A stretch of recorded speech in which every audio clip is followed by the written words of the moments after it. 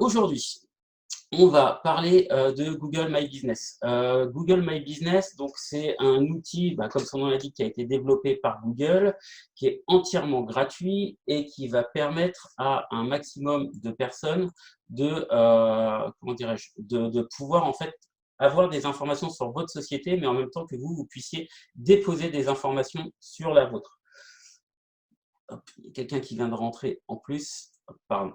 Donc, du coup, en fait, je vais vous expliquer aujourd'hui. En fait, je ne vais pas pouvoir tout vous expliquer aujourd'hui. Je vais essayer de vous donner un maximum d'infos. Mais plutôt que de faire ça avec un rythme hyper intense, je vais plutôt découper ça en plusieurs séquences. Donc, il y aura plusieurs épisodes en fait sur Google My Business, puisque vous allez voir que ce petit outil, finalement, qui paraît anodin, il est hyper puissant et on peut faire beaucoup de choses avec. Bien sûr, il y aura également un replay à la fin et du coup, en fait, la vidéo, elle est enregistrée et elle sera diffusée sur les réseaux sociaux, sur les pages de Commerce d'ici cet après-midi ou demain au plus tard. Alors, Google My Business, pour info, qu'est-ce que c'est? Alors, si par exemple, je tape Commerce, voilà. Quand vous faites une recherche sur Google, en fait, vous avez une partie qui est sur la droite qui va représenter votre fiche entreprise. Et donc, en fait, Google My Business, c'est l'outil qui vous permet vraiment d'agir sur cette partie droite des recherches. Donc, il y a deux façons d'accéder à Google My Business. La première, c'est quand vous n'avez pas du tout de compte et que votre fiche n'existe pas, auquel cas il va falloir la créer. Ou alors, à l'inverse, si votre fiche elle est déjà créée, et là, dans ce cas, il va falloir que vous preniez la main dessus. Donc là, en fait, ce qu'on va voir, c'est comment déjà créer une fiche Google My Business à partir de rien. Et si vous avez un doute, partez directement sur cette solution-là. Donc, vous tapez Google My Business sur Google et vous allez arriver sur cette interface-là. À partir de là, ce qu'on va vous proposer, en fait, c'est de vous connecter. Et donc, forcément, qui dit compte Google, il va falloir que vous vous connectiez avec votre compte Gmail. Vous pouvez créer un compte Gmail, vous pouvez créer tout simplement un identifiant par rapport à ça. Forcément, quand je dis Google, j'ai mon téléphone qui me parle en me disant « Hey Google, qu'est-ce que tu cherches ?» Alors, vous m'excusez une seconde, je réponds à un message de Pascal qui me dit « Est-ce que tu nous renvoies un lien ?» Non, toujours le même. Voilà. Il y en a qui sont perdus en chemin. Donc, l'idée, en fait, vous n'allez pas arriver, vous, sur cette interface. Ça fait un peu genre de dire ça, mais ça, c'est l'interface agence parce que justement, je gère plusieurs comptes. Vous allez arriver directement sur une fiche qui va ressembler à ça et sur lequel, en fait, vous allez pouvoir, quand vous aurez votre compte, interagir. Mais je reviens juste avant sur ce que je disais, sur « je veux gérer mon profil ». Pardon.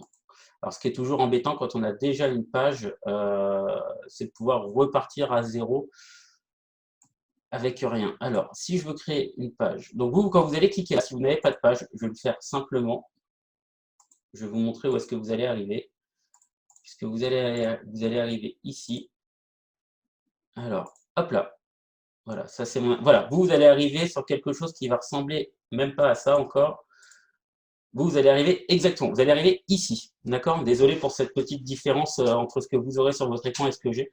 Vous allez arriver là. Et donc, à partir de là, par exemple, il y a deux solutions. C'est là que vous allez savoir si votre société elle existe déjà ou pas. En gros, on va utiliser un nom de société. Admettons, tiens, The Dream Team, parce qu'il y en a qui ont mis… je peux me permettre, Jean-Hervé, ça ne te dérange pas? Ok, merci. Donc, The Dream Team, voilà. Donc, à partir de là, vous avez vu, en fait, j'ai deux possibilités qui s'offrent à moi, qui me sont proposées. Soit il y a une société qui existe déjà, The Dream Team, qui est rue de l'Arcade à Paris. Donc, si c'est la mienne, je vais cliquer là. Si ce n'est pas la mienne, dans ces cas-là, je vais aller sur la création de l'établissement. À partir de là, je vais aller sur une création. Je vais pouvoir mettre le nom de mon entreprise. Et à partir de là, je vais tout simplement me laisser guider. En sélectionnant une catégorie, par exemple, agence de com. Et là, vous allez me dire, ah non, on ne peut pas le faire. Hop, j'admets Pascal. Salut Pascal, bienvenue. Tu n'as pas loupé grand-chose. Rassure-toi, on est en train de voir comment on crée une fiche Google My Business. Donc, agence de communication, c'est un bon exemple parce que c'est ce qui va vous permettre de comprendre qu'on ne peut pas écrire ce qu'on veut dans les catégories et qu'en fait, les catégories, elles sont fixées par Google et il va falloir en fait taper des mots-clés pour pouvoir trouver quelque chose qui ressemble à votre activité. Donc là, par exemple, on va aller sur agence de marketing. Souhaitez-vous ajouter un lieu où vos clients peuvent visiter comme un magasin ou un bureau? Donc, en fait, c'est là où en fait, on va rentrer sur deux activités sur est-ce que vous avez une activité physique, une boutique? Et donc, dans ces cas-là, on va mettre oui. Les gens peuvent venir me visiter au bureau ou dans ma boutique. Ou alors non. Par exemple, je suis auto-entrepreneur ou je travaille de chez moi, je suis coach, etc. Et j'ai pas vraiment envie d'avoir une activité. Là, on va aller dans le cas où il y a une boutique. À partir de là, je vais aller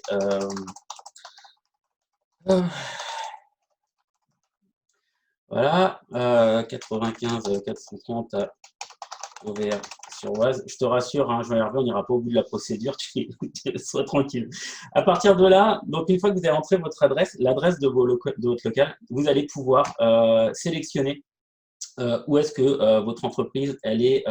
Et à partir de là, vous allez pouvoir zoomer et dire, bon, bah tiens, admettons, elle est exactement ici. Ça aura une importance, notamment pour plus tard, quand vous serez sur Google Maps, pour pouvoir en fait bien cibler, bien localiser votre adresse. Ensuite, voilà, alors là, forcément, il m'embête parce que j'ai changé un peu le lien. Donc on va essayer de le… Position de départ, voilà, je le remets sur la position de départ. Forcément, vous voyez, j'ai voulu faire le malin. Alors, je vais mettre mon adresse. Tac. De toute façon, vous ne pouvez pas venir chez moi pour l'instant, donc je m'en fous. Alors, proposez vos services voilà, en dehors de votre établissement. Donc, oui, je propose mes services en dehors de mon établissement, puisque là, on va arriver sur la partie zone de chalandise. Et la zone de chalandise, il faut savoir qu'avant, on pouvait intégrer vraiment tout ce qu'on voulait comme zone.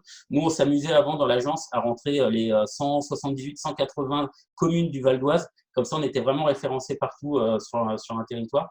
Maintenant, tout ça, c'est interdit. Vous êtes limité, par contre, par adresse, vous êtes limité à 20 zones de chalandise. Donc, à partir de là, vous allez pouvoir rentrer des communes, des départements, des régions, des pays, mais vous pouvez rentrer que 20. Donc, l'idée, hein, vraiment, c'est d'aller, par exemple, on va aller sur le Val d'Oise. Donc là, on va vraiment être généraliste. Alors, pensez à une chose, hein, c'est que là, vous mettez les informations, mais on va voir après que vous pourrez toujours y avoir accès pour tout ça. Donc là, pour l'instant, je vais mettre que le Val d'Oise et après, vous pouvez remplir. Vous allez mettre un numéro de téléphone, vous allez mettre l'adresse de votre site Internet, ou alors si vous n'avez pas besoin de site Internet, vous l'intégrez ici. Et à partir de là, en fait, vous allez valider et après, vous allez recevoir en général un courrier sous 4-5 jours avec un code que vous irez rajouter dans cette interface-là pour pouvoir activer votre compte. Quand les fiches sont déjà existantes, etc., des fois, quand il y a un standard téléphonique et autres, on vous propose des validations par téléphone, mais c'est assez rare. Très souvent, c'est un courrier que vous allez recevoir. Voilà. C'est exactement la même étape si au cas où vous avez votre société qui est déjà créée. Ici, quand je reviens là. Hop. Donc, si là, je prends la société qui est déjà là, et ben de la même manière, on va me proposer, voilà, ah ben non, bah là, il y a déjà quelqu'un. Donc là, on va en fait envoyer un mail à la personne qui a cette adresse mail-là, en lui disant, voilà, il y a David Cruchon de chez Comérès qui veut prendre la main sur ta fiche, est-ce que tu acceptes ou est-ce que tu n'acceptes pas? L'autre solution qui existe, je vous la montre, alors là, il va falloir que j'en trouve une, ça ne va pas être facile. Je vais garder mon même exemple. Alors, bah là, il n'y en a pas, mais je vais essayer en tout attaché. Il n'y en a pas non plus. Un nom de société, Image Rénov, je ne vais pas pouvoir le faire. Tiens, qui c'est que je vois là dans la salle avec les noms de société? Développe ta com.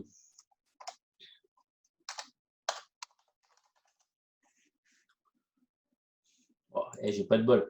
Bon, en tous les cas, parce que là, c'est l'exemple qui ne fonctionne pas. En gros, quand vous ferez la recherche, si vous avez ici une mention, en général, elle est dans cette zone-là, qui indique « Vous êtes le propriétaire de cette adresse, cliquez ici pour prendre la main sur votre fiche ». Vous cliquez sur le lien et à partir de là, vous allez arriver sur la même étape que ce que vous avez vu il y a quelques instants. L'idée, hein, c'est la première étape, c'est pas toujours la plus sympa à faire, mais en tous les cas, c'est ce qui va vraiment vous permettre de prendre la main sur votre fiche Google My Business ou de créer votre fiche Google My Business. Maintenant, on va rentrer dans le fait que ça y est, vous avez votre fiche. Maintenant, vous avez vu, moi, sur ma fiche, il y a plein d'informations et je vais vous expliquer comment on fait pour vraiment agir sur tout ça et comment ça se goupille. Allez, on va aller sur la page de Comérès. Donc, l'interface utilisateur, elle fonctionne comme celle-ci. Alors, elle est un peu particulière en ce moment parce qu'il y a un petit message comme quoi avec le Covid, les fonctionnalités sont limitées. Donc, ne soyez pas inquiets s'il y a des choses que vous n'arrivez pas à faire en ce moment. Toute la partie notamment avis client, réponse aux avis clients, tout ça c'est en croix. Voilà, parce qu'il n'y a plus de modérateur et donc du coup, il y a des choses que vous ne pourrez plus faire. Donc ici, en fait, dans cet espace qui est l'accueil, donc vous avez le menu à gauche et puis après l'espace d'utilisation au centre. Plusieurs outils s'offrent à vous. Déjà, des outils de performance. Là, sur cette fiche, par exemple, vous allez pouvoir voir que, en fait, voilà, les performances, aujourd'hui, moi, j'ai 49 personnes qui ont fait des recherches sur mon activité. Autant dire que c'est très faible. C'est les cordonniers les plus mal chaussés. La plupart de nos clients, je pourrais vous en montrer, on dépasse les milliers ou les dizaines de milliers de recherches par mois. Et puis, vous avez vraiment des indicateurs sur, voilà, est-ce que c'est de la recherche directe, de la découverte. On verra tout ça en détail un petit peu plus loin. Donc, vraiment une première zone qui est la zone de statistiques. Une zone qui va vous permettre ensuite d'avoir des petites fonctionnalités. Mais en gros, tout ça, ce n'est qu'une synthèse de tout ce qu'on va voir sur le menu qui est à gauche. Je vais vous emmener directement dans la partie info. La partie info, c'est la partie qui va être la plus sensible, que vous allez devoir renseigner avec un maximum d'informations. Ici, ah oui, je ne suis pas sur le bon compte. C'est pas grave, je fais juste un petit switch parce que j'ai deux comptes comme RS. Voilà, on va aller là. Et donc ici dans info, vous allez retrouver voilà, tout un tas d'informations sur alors, le nom de votre société. Je rappelle que dans le nom de votre société sur Google My Business, vous devez avoir un nom qui est identique à votre enseigne et ou identique au nom de votre société sur société.com, etc., sur votre calice. Ceux qui s'amusent, les petits malins qui s'amusent à mettre, par exemple, comment dire, Commerce, agence de communication digitale, créateur de site web, ce que vous voulez, tout ça, c'est interdit. Vous devez vraiment avoir tout ça. Et donc, Google, s'il le voit, il peut vous emmerder et vous fermer votre fiche ou en tous les cas la bloquer quelque temps, le temps que vous remettiez ça en place. Parce que forcément, ça a un impact sur le référencement. Et à partir de là, on va éviter d'avoir des mots-clés ici. Pas vu, pas pris. Moi, je sais personnellement, je vais vous faire une confidence, que tous mes concurrents qui font des sites web, mettent là, etc., je les pourris et je leur fais changer leur nom parce que faut jouer le jeu. Et voilà. Ici, votre activité, agence de marketing. Alors, vous pouvez rajouter plusieurs catégories. Par exemple, alors site de pêche, pas forcément. Site internet. Alors, on va faire autrement. Alors, gardez en tête que vous ne pouvez pas créer vos... Voilà, par exemple, service de marketing Internet. Voilà, crac, là, je viens de rajouter une catégorie dans ma fiche Google My Business. Donc là, c'est en cours d'examen. Donc, il y aura les modérateurs qui vont regarder tout ça. Et si c'est bon, on va pouvoir, avoir l'information qui sera rattachée à notre fiche. Ensuite, on va retrouver notre adresse. On va pouvoir retrouver les zones des services sur laquelle, à chaque fois, avec le petit crayon, vous allez pouvoir rajouter des zones de chalandise. Rappelez-vous, il y en a 20. Vos horaires d'ouverture. Ici, vous allez avoir, donc là, ici, c'est les jours et les horaires d'ouverture-fermeture. Ici, les jours fériés pour lesquels vous êtes fermé, ou s'il y a des jours où vous êtes fermé exceptionnellement. Ça, c'est hyper important pour ceux qui ont des boutiques et qui reçoivent du public sans rendez-vous. Je dis n'importe quoi, un boulanger, par exemple. Pourquoi? Parce que tout simplement, quelqu'un qui cherche un boulanger, il va regarder, il va vous voir ouvert un jour férié, il va se déplacer, il va arriver devant la boutique et il va dire « Merde, c'est fermé, l'information, elle n'était pas bonne ». Et ça, clairement, pour un utilisateur, pour un client, c'est pas sexy. Ensuite, on va retrouver votre numéro de téléphone. Ici, un nom court. Alors, le nom court, vous ne pourrez pas le faire en ce moment parce que, pareil, cette fonctionnalité, elle est bloquée à cause du Covid. Le nom court, on verra dans d'autres épisodes que ça a un impact sur des liens que vous pourrez envoyer à vos clients si vous voulez qu'ils vous laissent des avis ou des choses comme ça. Ici, on va retrouver votre site web. Un lien si vous souhaitez que les gens puissent prendre rendez-vous en ligne. Vous pouvez rajouter des services. Alors ça, n'hésitez pas à le faire parce que ça va aider votre référencement. Moi, vous voyez, par exemple, j'ai des services, voilà, gestion de réseaux sociaux, bref, il y a tout un tas de choses. L'idée, c'est de créer encore une fois du référencement local et ou du référencement naturel, puisque tout ça, c'est des mots-clés que Google avec lesquels il va s'alimenter.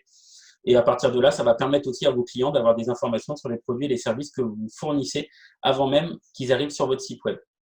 Gardez bien en tête une chose, c'est que quand les gens font une recherche, notamment sur Commerce, la première chose qu'ils voient avant même d'aller sur votre site web, c'est déjà cette fiche-là. Donc, remplissez-la au maximum de manière à ce que,